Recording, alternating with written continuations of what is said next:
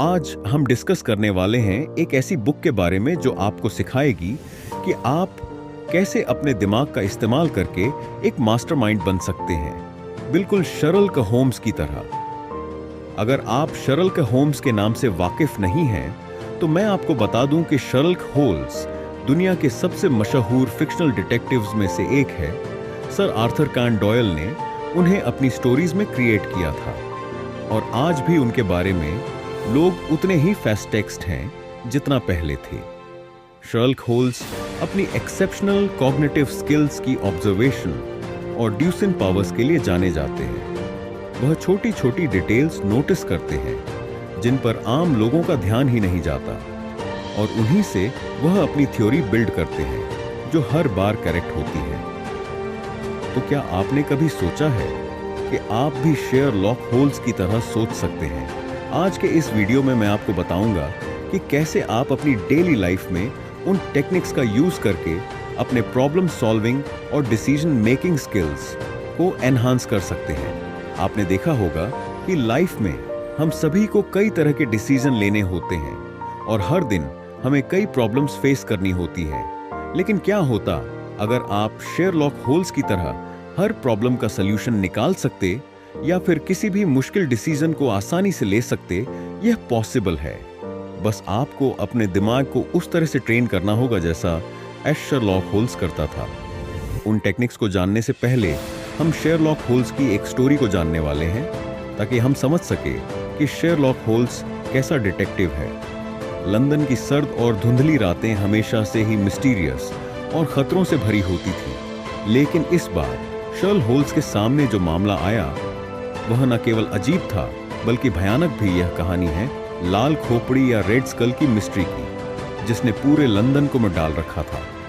Sherlock Holmes और doctor Watson घर पर एक शांत शाम का आनंद ले रहे थे जब दरवाजे पर अचानक से जोरदार दस्तक हुई। दरवाजा खुला और एक घबराई हुई महिला अंदर आई। उसकी आंखों में डर साफ झलक रहा था। उसने अपना इंट्रोडक्शन दिया। उसका नाम था मिसेस एलिजाबेथ मार्टिन, जो शहर के एक बड़े बिजनेसमैन की पत्नी थी, मिस्टर होम्स। उसने कांपती आवाज में कहा, मेरे पति को किसी ने मार डाला और उनके शरीर के पास एक लाल खोपड़ी का निशान छोड़ा गया है। पुलिस इसे सुलझाने में नाकाम रही है और अब मैं आपकी मदद चाहती हूं। होम्स ने मिसेस मार्टिन को शांत किया और मामले की पूरी इंफॉर्मेशन ली। मिस्टर मार्टिन की बॉडी उनके ऑफिस में मिली थी और शरीर के पास एक खोपड़ी का साइन लाल रंग से बनाया गया था। यह लाल खोपड़ी लंदन में हो रही दूसरी हत्याओं से भी जुड़ी थी। होम्स ने तुरंत जांच शुरू की। वह वॉटसन के साथ मार्टिन के ऑफिस पहुंचे। वहां की स्थिति देखकर होम्स को एक अजीब सा एहसास हुआ। कमरे में सब कुछ नॉर्मल लग रहा था, लेकिन एक चीज ने होम्स का ध्यान खींचा। वह था लाल खोपड़ी का निशान, जो शायद खून से बनाया गया था।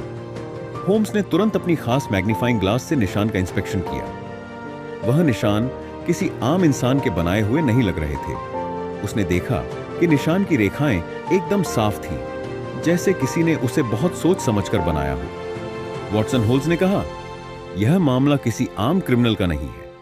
यह निशान किसी ऐसे इंसान का है जो अपने काम में माहिर है और हमें इसे बहुत सीरियस से लेना होगा।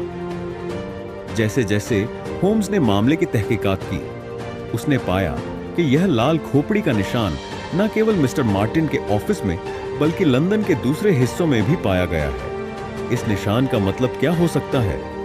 होम्स ने गहराई से सोचा और समझा कि यह कोई नॉर्मल क्राइम नहीं है, बल्कि इसके पीछे कोई बड़ा रहस्य छिपा है।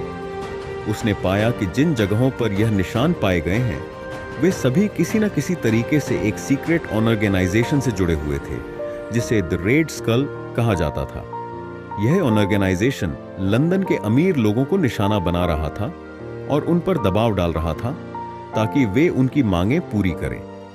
होम्स ने अपनी जांच को और आगे बढ़ाया और जल्द ही उसे पता चला कि यह ऑर्गेनाइजेशन लंदन के कुछ बड़े भी बिजनेसमैन और लीडर्स का एक सीक्रेट यूनियन था, जो अपने अपोनेंट्स को डराने के लिए लाल खोपड़ी का निशान छोड़ते थे। लेकिन मार्टिन की हत्या ने होम्स को हैरान कर दिया। आखिर वह भी तो इसी यूनियन का हिस्सा था, फिर उसकी हत्या क्यों? होल्स ने अपने लॉजिक से समझा कि मार्टिन ने इस यूनियन के खिलाफ जाने की कोशिश की थी और इसलिए उसे मार दिया गया। उसने वॉटसन के साथ मिलकर एक प्लान बनाया कि कैसे इस ऑर्गेनाइजेशन का पर्दाफाश किया जाए। होल्स ने मिसेस मार्टिन से कहा कि वह अपने पति के अंतिम संस्कार में सभी बिजनेसमैन को इनवाइट करे। उसने पूरे मामले को एक जाल की तरह बुन लिया था। अंतिम संस्कार के दौरान होम्स ने देखा कि कुछ बिजनेसमैन के चेहरे पर चिंता के भाव थे। उन्होंने पुलिस को भी इस मामले में शामिल कर लिया था। जैसे ही अंतिम संस्कार खत्म हुआ, होल्स ने अपने खास अंदाज में सबके सामने आकर कहा, मिस्टर मार्टिन की हत्या एक सोची समझी साजिश थी और साजिश में आप सभी शामिल हैं। सभी बिजनेसमैन हैरान रह गए। होल्स ने सबूत के तौर पर उन लोगों के खिलाफ ठोस प्रूफ पेश किए जो उसने जांच के दौरान इकट्ठा किए थे। आप लोगों ने सोचा था कि आप इस शहर में दहशत फैलाकर अपने मंसूबों में कामयाब हो जाएंगे, लेकिन आप यह भूल गए कि अपराध की दुनिया में शर्ल होल्स से कुछ भी छिपा नहीं रह सकता। Ultimately the red skull on organization का भांडाफोड़ हो गया और सभी दोषियों को गिरफ्तार कर लिया गया। लंदन एक बड़े खतरे से बच गया और होल्स ने एक और कॉम्प्लेक्शन ने इस मामले को अपनी डायरी में लिख लिया और इस कहानी ने होल्स के करियर में एक और चमकदार चैप्टर जोड़ा। होल्स के लिए अब इस स्टोरी को यहीं पर रोकते हैं। स्टोरी अच्छी लगी और कुछ सीखने को मिला तो कमेंट करो। पार्ट 2। धन्यवाद।